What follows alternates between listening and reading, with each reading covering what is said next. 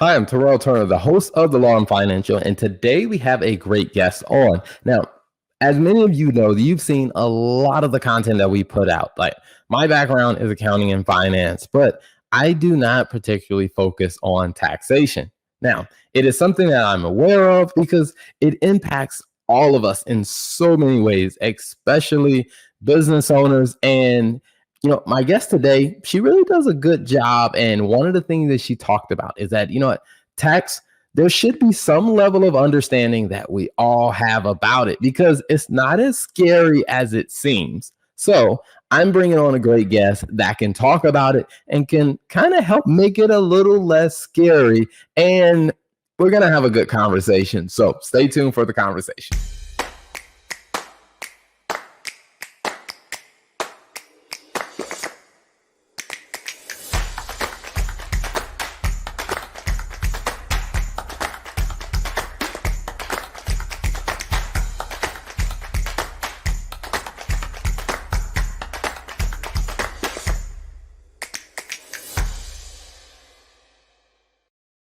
So without further ado, let me bring on my guest, Amanda. How are you today? Hi, I'm good. Thanks so much for having me on. Absolutely. My pleasure. My pleasure. Now, we were talking a little bit before I hit the record button of you guys are experiencing some abnormally warm weather. So how's the week been so far?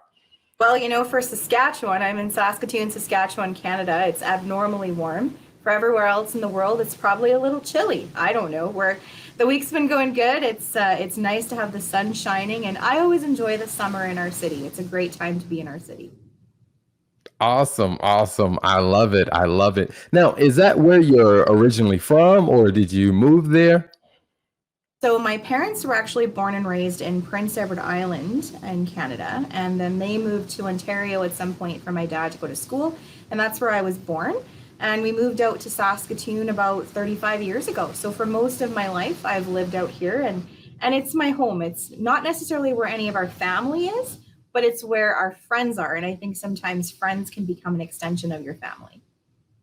Awesome, awesome. I love it. I love it. Now, one of the things that, it caught my attention is, the Tax Chick blog and your interest in taxation, which I am very interested to talk more about that. But before we do, can you tell us a little bit about your background?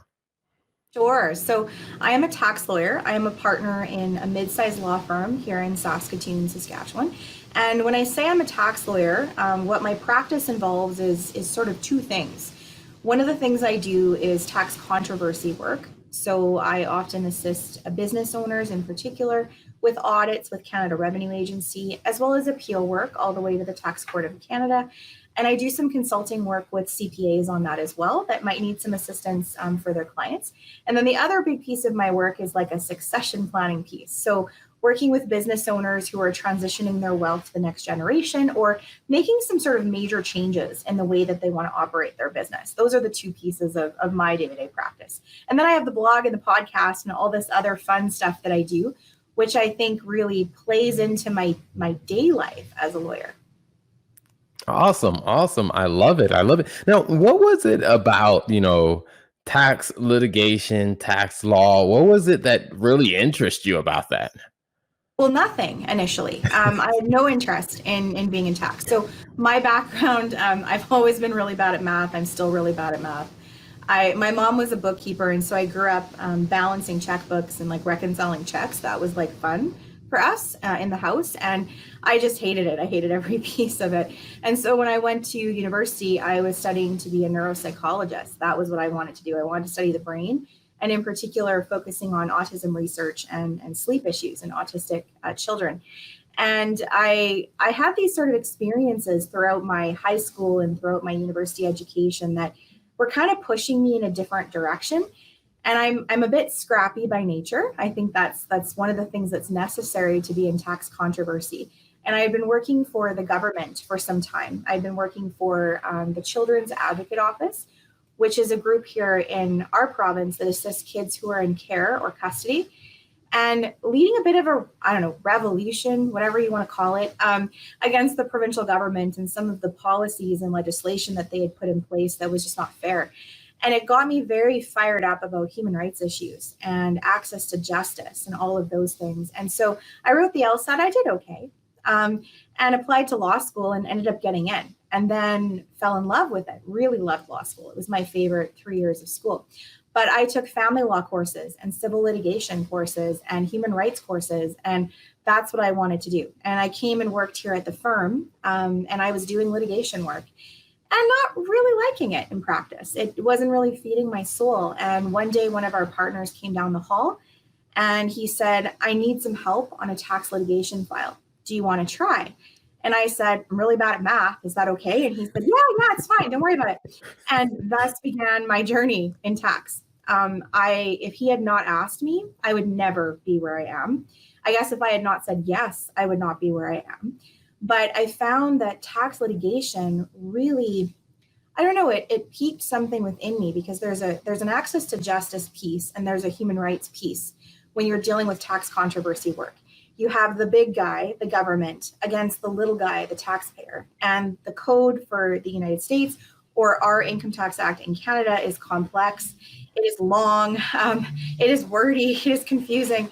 And so you often have people who just can't get through the system. And so I decided I want to help people get through the system, and not only help them on the back end, but maybe try to help them on the front end to get their systems in place, very similar to a lot of the work that you're doing, to try to help people get their books in order and help them plan a bit so that they don't have to be so panicked on the back end. And thus began my tax career. Awesome. I love it. I love it. It's very interesting just to hear, how people kind of navigate it from the idea of a career or maybe something completely different, and then to find out where they are. And like I said, you probably didn't realize tax would be so fulfilling. Not at all. Now, and it's been a really wonderful career. Awesome. I love it. I love it. So now, one of the things that I'm also curious about, because I'm a huge fan of, creating content and leveraging and using content. So, can you tell us a little bit about the blog, or which one came first, the blog or the podcast? Like the chicken or the egg, right? The blog was the egg, I guess. It came first, and the podcast was the chicken.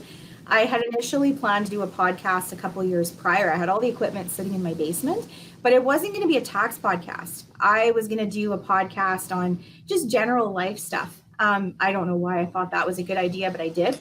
And then I'll go a little woo-woo for a moment. I went to this vegan retreat in the summer of 2019 and saw an energy coach. And she told me that I was going to establish this board of directors, and I was going to be providing guidance and assistance to people. And so I took this very literally, and I'm like, oh, I need to establish a board of directors and help with tax issues. And then I kind of took a step back and thought, well, wait a minute, what if it's a podcast? And what if I just have different guests on the podcast with some recurring guests?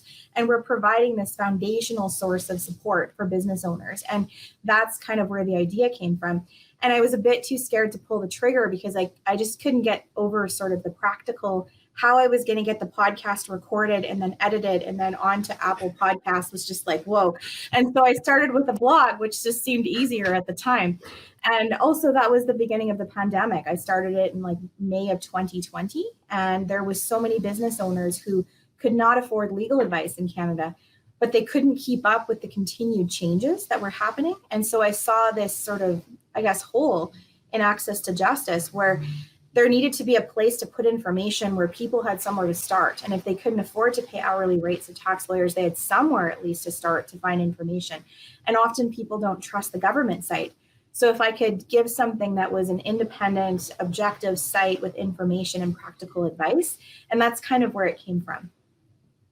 Okay, awesome. I love to hear different people's journey with content. And, I'm curious, as you started to, develop the podcast, what was that journey like of, finding other collaborators to be on, or did you do a lot of it kind of, just you talking with the mic? I've never recorded an episode with just me, other than my 3-minute, here's what this podcast is about, which I really need to re-record, because now I just know so much more about what my podcast is about 3 years in.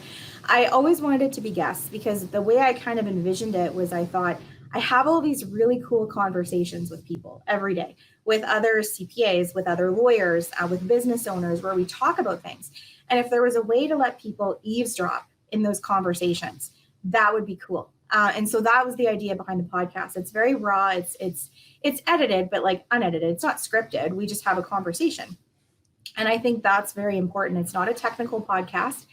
We're very honest. We're very real. We tackle very basic subjects. And the hope is that if you're kind of driving in your car on the way home, you can turn it on and it's easy listening. And it was never intended to be something that I was kind of using as a soapbox for myself, because I think that would be pretty boring to listen to me talk about tax for 45 minutes an episode. And so we always have a guest on. We always have a couple of good laughs. There's always laughter in our episodes. And there's a lot of vulnerability because we are very open with what we know and don't know. And I think it's important to share that with the audience. I think that is a very good point that you bring up, because even as people ask me from time to time tax questions, and over the years, I become more and more comfortable telling them like, hey, I don't specialize or focus on tax. Like, I can give you a general framework of, how tax may work or some questions you should ask. But I think, for at the beginning, it was almost like I felt like, man, I can't tell people I don't know. They're going to think I'm not a good accountant. But I think is that being honest and vulnerable, like, it was refreshing for me. And I think it really other people started to even respect me more, because they were like, hey, he was honest about this. And he actually pointed me in a direction where I could get the answer that I need to get. I'm curious, for the people who are, the guests that are being vulnerable about what they do and don't know, kind of what's been their kind of feedback or their experience with that? It's been interesting, because I think even I personally have been vulnerable. I mean, I'm a tax lawyer. I have a master's in tax, and people just assume that I have like the act memorized, and I don't. I mean, there's things people ask me and I go, well, it's probably this, but I got to go look it up. I mean, I don't have a memory like that. But what I've found is that with guests, if they come on the first time, they're super stressed. I don't know if you find this as well when you're interviewing people, and they're really worried and they want to have everything just perfect. And then they come on the next time and they don't even have anything prepared. They're like, let's just have a chat. This will be great. And I think it just kind of like it gets out of their system. And what I've heard from people is that after they've had the chat, they've had so much positive feedback from people who've listened to the episode and said, okay, now that you said, I don't know the answer to that, that empowers me to say, I don't know the answer to that. And we focus a lot in the podcast and on my blog on issue identification, because not everybody needs to be a tax expert, but you do need to be able to know the red flags when you see them. And that's all you need to do, is if you see something and say, this is probably going to be a problem. I don't necessarily know what the problem is, and I don't know how to fix it, but this is something that you need to see this other person for. Great. How is it any different from if you have a trademark application issue? Well, you're not going to try and do that yourself. You're going to refer them out. Or if somebody gets convicted of tax evasion, you're not going to try to handle that yourself. You're going to refer them out. And so there has to be a normalizing of this idea that it's okay to not know everything about tax. There's nothing wrong with that, but you need to be open at least to learning some of the foundations so that you can get that issue identification. I think that's a really good point, because, even from a firm standpoint, whether it's an accounting or law firm, I do find that sometimes people seem to be a little hesitant to refer things out. And some of them said is, the concern of, well, what if we lose business by referring them somewhere else? Or like they expect us to know it all. And I'm just like, maybe in my, humble opinion, I don't think they expect you to know it all. But I'm curious as to what you have seen and kind of what you've kind of heard when it comes to that. Well, I mean, in Saskatchewan, we're predominantly a rural province. And so we often have a lot of the back and forth between the rural law firms and the urban law firms. And there's been a lot of fear that the city lawyers, the big city lawyers, and we're not a big city, but big city lawyers are going to come in and take the rural clients. And I think that's something that you have to sort of deal with, but you can only really do it by example and by action. And so what I've often said is, give me a try. Just give me a try. Check in with this person and this person. They'll tell you that this is what I do.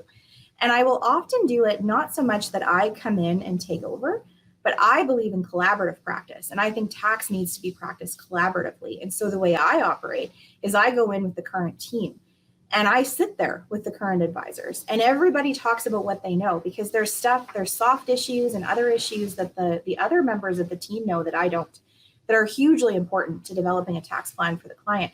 And so we can sit down together and we can talk about what we know, and we have permission from the client to share the information. And that I kind of come in like the heart surgeon or like the cardiologist, and make sure everybody knows what the long-term treatment plan is and get everything fixed up. And then I walk away, because you don't need a cardiologist every day of the year. You just need them when you've had a heart attack or when you have that event. But then at least the current team has foundational knowledge, so that then if something changes, they know the red flag and they know when they have to bring me back in again. And that's the way I operate. And there's a lot of tax lawyers who operate that way. And so my suggestion is you just need to find those people in your jurisdiction and in your area, because those are the people that you don't have to worry about losing your clients to, because they just want to come in and help, and then they're off to the next project, right? Or they're really good sources of information. I have lots of accountants that just phone me up that on a consultant basis and say, hey, here's what's going on. Can you give me some help? No problem. Like, let's talk through this issue. So I think you just need to find someone collaborative to work with.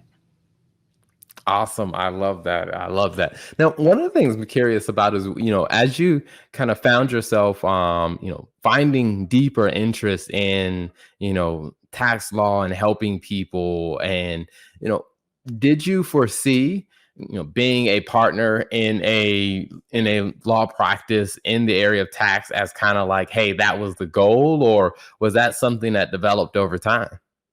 Well, it's funny because I think in law school, at least when I went to law school, it was kind of the only career path that was presented to you. You left law school, you articled, you worked at a firm, you made partner, like that was the goal. And if you deviated off of that, you somehow failed. Like there was no other option. So I think I kind of like trotted down that road, not necessarily intentionally, but because it was the only road I knew.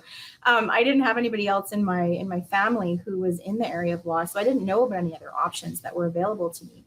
And I happened to find a firm that fit with my personality and my goals and my training goals. And so it just made sense to be partner here. So I think in that way, it's hard. I think the bigger question is, would I have ever seen myself podcasting and blogging and kind of this alter ego on the internet, which is maybe not my alter ego anymore. I think it's actually who I am as a person. And I think that question is more, I would never have thought this if you would have asked me in my first year of practice, but there were little pieces of myself and just the way that I operate and the way I communicate that I felt like were being stifled under sort of the traditional system of tax practice. And I think the more successful you get and the more senior you get in a firm, the more independence that you have. And then with independence allows you to kind of develop your own style. And my style is collaborative. And my style is, I don't talk over people. I want my clients to understand, here's what they're doing, here's why you're doing it, here are the consequences of what you're doing. I'm a teacher. I love to educate. And so I needed a way to bring that in to all aspects of my tax practice. And I just felt like I owed it to the community. I think, whereas lawyers were given this great power to advocate.